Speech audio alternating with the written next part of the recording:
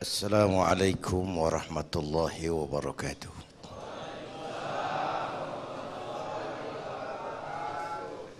Belum pernah Allah menciptakan makhluk seindah manusia, sesempurna manusia. Belum pernah. Itu di Ragunan makhluk Allah puluhan ribu. Bandingin nama kita, bagus mana?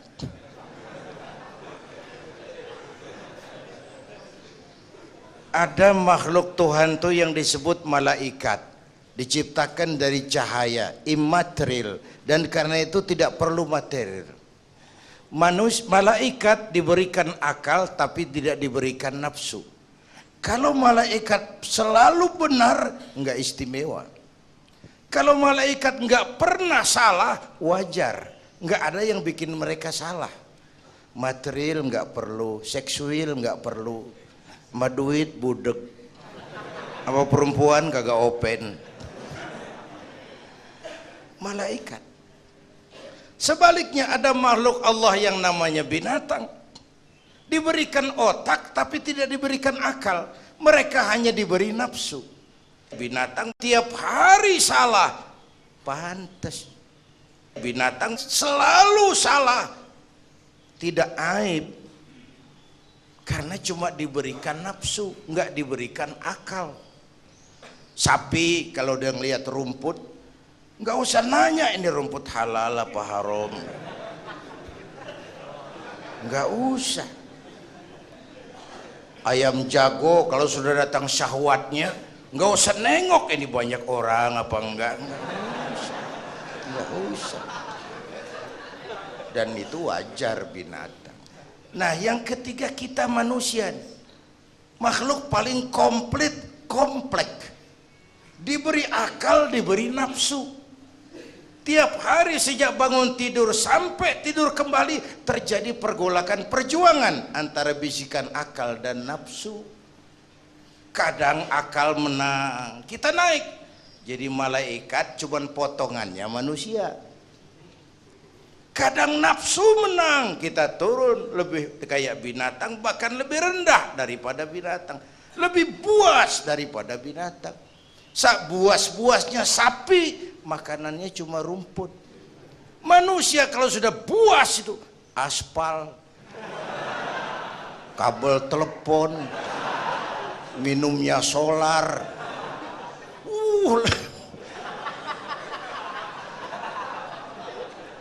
Lebih buas dari binatang sekalipun. Agar akal bisa mengendalikan nafsu, Allah menurunkan agama. Bukan menghilangkan, mengendalikan, mengatur. Manusia tanpa nafsu bukan manusia. Manusia nafsu melulu, kebo.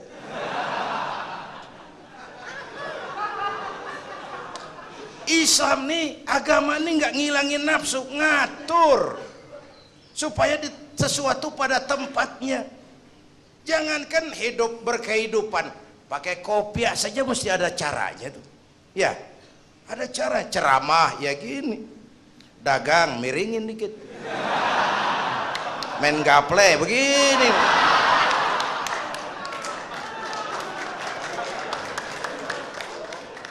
Pakai kopiah aja ada cara aja tuh.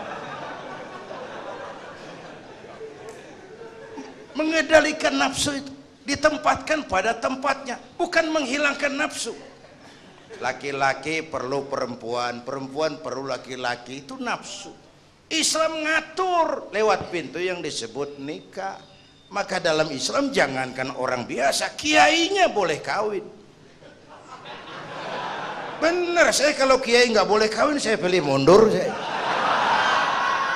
Berat, rontok rambut.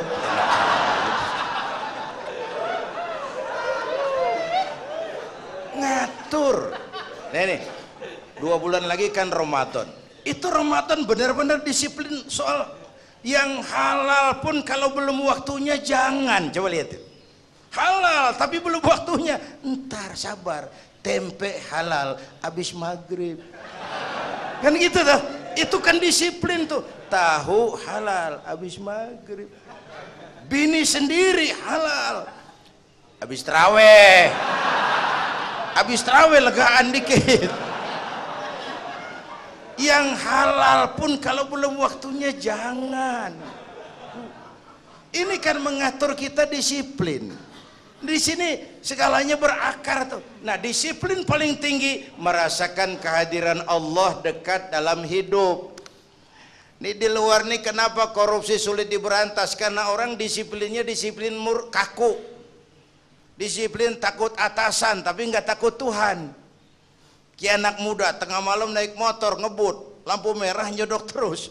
Di stop polisi, prit, iya pak. Minggir, siap pak. SIM ada pak. STNK punya pak. Tahu lampunya merah? Tahu pak. Kenapa jalan terus? Saya kagak tahu ada bapak.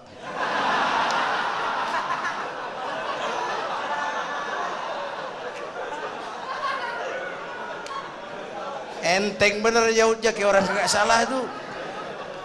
Ini kan disiplin kalau ditongkrongin doang tuh. Ya. Nah, iman mengajarkan kita disiplin paling murni. Ini nanti arahnya kepada membina nilai akhlak, tapi ini baru pendahuluan. Subnanuna jamanuna anabah lawamuna gallamuna alima bilman hubnayuna gallaluna alluna mabah lawamuna gallamuna alama bilman bilman satawil ahlal biyani alawin sawil haluna nabah sarawat sawil alal bini alawin sawil haluna mabah lalalai lai lai ailale.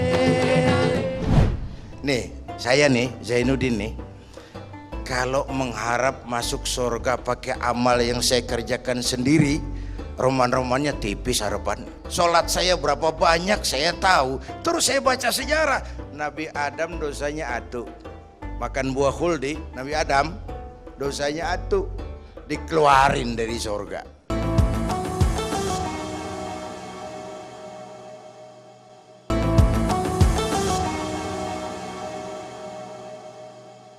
Hadirin dan pemirsa TV One yang saya hormati, saya balik kepada pembicaraan saya tadi.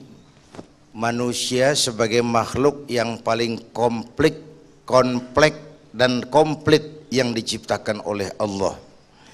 Agar akal bisa mengendalikan nafsu, Allah menurunkan agama. Inti agama adalah akhlakul karimah. Ini yang mau kita bicarakan tadi. Tapi lebih dahulu saya bersyukur bisa hadir lagi di sini. Terakhir kira-kira 2 bulan yang lalu ya, saya ke sini, kita maulidan di sini. Jauh sebelumnya saya di sini ini pernah membentuk namanya Yayasan At-Taibin. Waktu itu sama-sama Kapolda Pangdam Jaya, Pak siapa Pak Anton waktu itu? Hendro Priyono. Nah, anggota-anggota At-Taibin itu termasuk Anton Medan ketuanya, siapa? Joni Indo dan lain sebagainya. Saya bersyukur Pak Anton Medan sekarang sudah punya pesantren yang namanya juga pesantren At-Taibin. Saudara-saudara hadirin yang saya hormati, jadi ternyata di sini bukan perjalanan terakhir. Bahkan ini harus jadi titik awal ke depan, menata hari esok yang lebih pasti dan lebih baik. Pertama, jangan pernah terniat kita akan kembali ke sini lagi. Jangan pernah terniat bahwa kita optimis, itu harus. Bahwa kita semua punya salah, itu pasti. Nih, saya nih, Zainuddin nih, kalau mengharap masuk surga pakai amal yang saya kerjakan sendiri, roman-romannya tipis harapan. Bener. Sholat saya berapa banyak saya tahu, sedekah saya berapa duit saya tahu, sholat saya berapa banyak saya tahu. Terus saya baca sejarah, Nabi Adam dosanya atu. Makan buah khuldi, Nabi Adam dosanya atu, dikeluarin dari surga. Kita dosa banyak, pengen masuk. Kan kagak nyambung nih, nggak nyeklek nih. Untung Allah itu bukan Tuhan pendendam. Allah itu ramah dan penuh rahmah. Manusia, dosamu banyak, coba kau lihat, rahmatku jauh lebih banyak. Manusia, dosamu besar, lihat ampunanku jauh lebih besar. Kau nangis di hadapanku, aku senyum melihatmu. Kau berjalan menujuku, aku lari menyambutmu. Sini manusia, sini. Itu yang bikin kita optimis. Allah ramah dan penuh rahmah. Tuhan kita bukan Tuhan pendendam. Jangankan kita nih yang ada dalam Dorotan apa Riyadhus Shalihin itu kan riwayat lama. Ada mbahnya bajingan, tengik lagi. Ini pernah membunuh 99 manusia, 99 orang dibunuh. Bayangin, satu hari datang hidayah. Datang hidayah, ada keinginan taubat kembali. Berangkat dia, cari ustadz mau menyatakan taubat. Yang ditemuin ustadz belum tapi mateng, masih mengkel. Assalamualaikum ustadz. Salam. Kenapa? Ustadz, saya mau nanya. Apa? Saya mau taubat, bisa nggak sih? Emang dosa ente apa? Saya pernah bunuh 99 orang, Ustadz. Oh, ente kelewatan amat. 99 mau gedean itu, susah taubatnya. Susah. Enak aja, 99 dibunuh. Kurang ajar ente. Oh, niat namanya bajingan, digituin naik darahnya. Sialan nih Ustadz nih.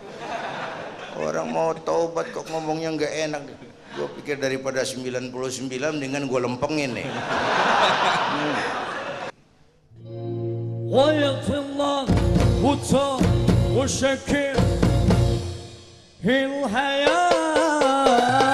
Allah Allah Allah ya Allah Allah Allah Allah Allah.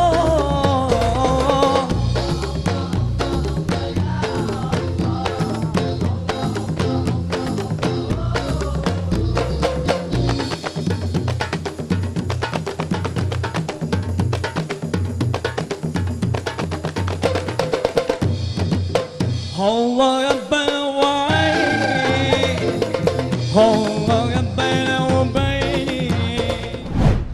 tidak ada orangnya yang tidak pernah salah. Orang baik bukan orang yang tidak pernah berbuat salah.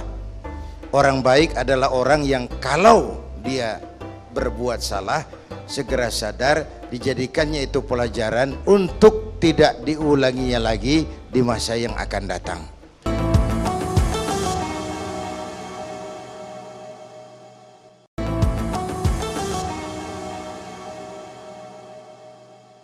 Pemirsa, kita masih bersama Damai Indonesiaku dan tanpa terasa kita sudah berada di segmen-segmen terakhir dan kita sekarang masuki segmen 7. Kita akan berikan kesempatan kepada beberapa jemaah untuk mengajukan pertanyaan kepada guru-guru kita. Kita langsung saja karena tidak banyak waktu barangkali, pertanyaan langsung dijawab oleh Ustadz. Silakan terlebih dahulu. Silakan Ustadz. Assalamualaikum warahmatullahi wabarakatuh. Saya ingin bertanya kepada Pak Kiai Jainuddin Hamid, bahwasanya tema di sini adalah akhlakul karimah. Akhlakul karimah adalah kelakuan dan tingkah laku manusia yang mulia. Sebutan akhlakul karimah atau predikat akhlakul karimah itu Allah yang menentukan atau manusia yang menentukan?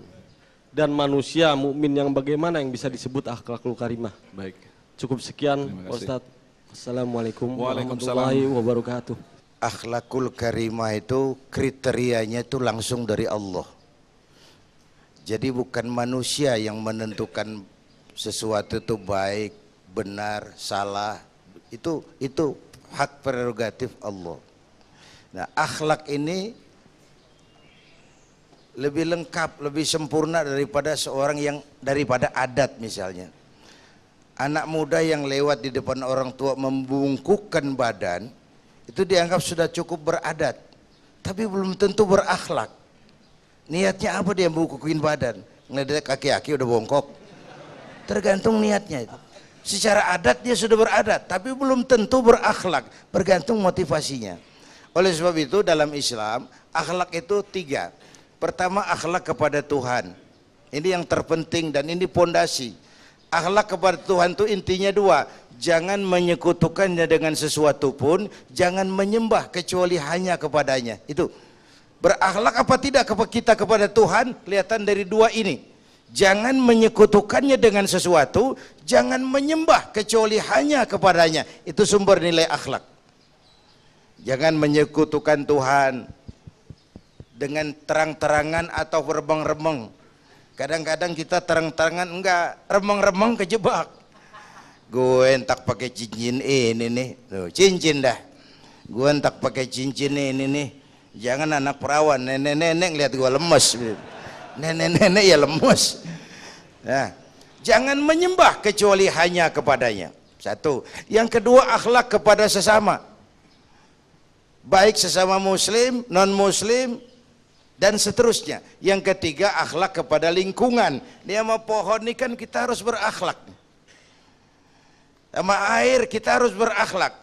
Satu saat kampung saya banjir, saya ngomong sama engkong saya, "Kong banjir kong." Kata engkong saya, "Biarin, bukan salah air."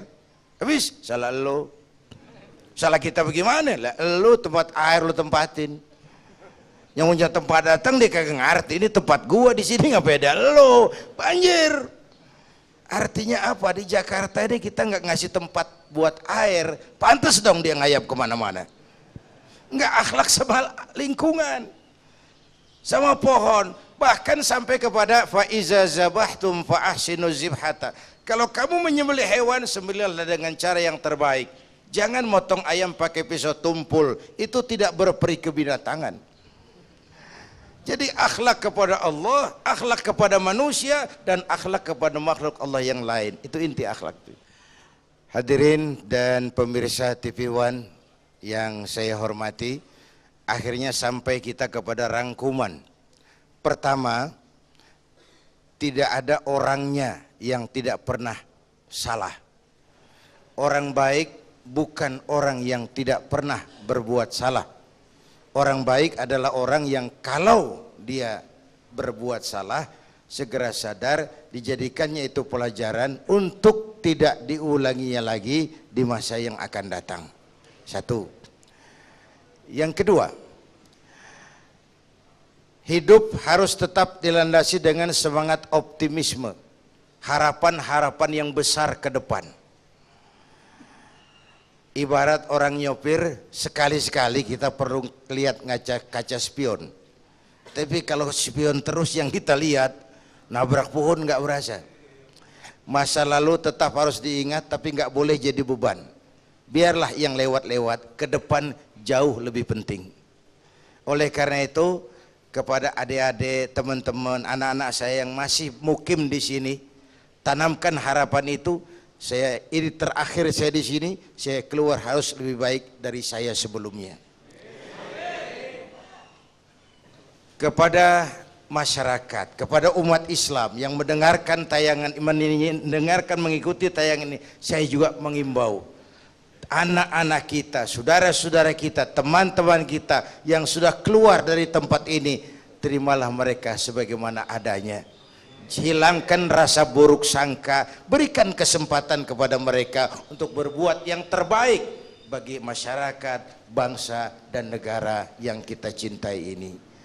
Selanjutnya kepada pemerintah, saya juga menghimbau anak-anak saya yang mukim di sini, memang mereka bingung kalau keluar, adakah masyarakat masih mau menerima? Saya yakin dan percaya pemerintah dengan kewenangannya bisa memberikan bantuan agar anak-anak kita lepas dari sini, keluar dari sini, bisa kembali dan diterima oleh masyarakat kita dengan sebagaimana mestinya. Saya kira ini mudah-mudahan ada manfaatnya. Kita akan ikuti pembacaan doa dipimpin oleh Ananda Ustadz Kiai Haji Jeffrey Bukhari. Silakan. Ya. Sebelum berdoa, ada satu kalimat sederhana. Semoga Allah Subhanahu wa Ta'ala menjadikan kita sebagai manusia yang mau menjadikan masa lalu itu sebagai madrasah.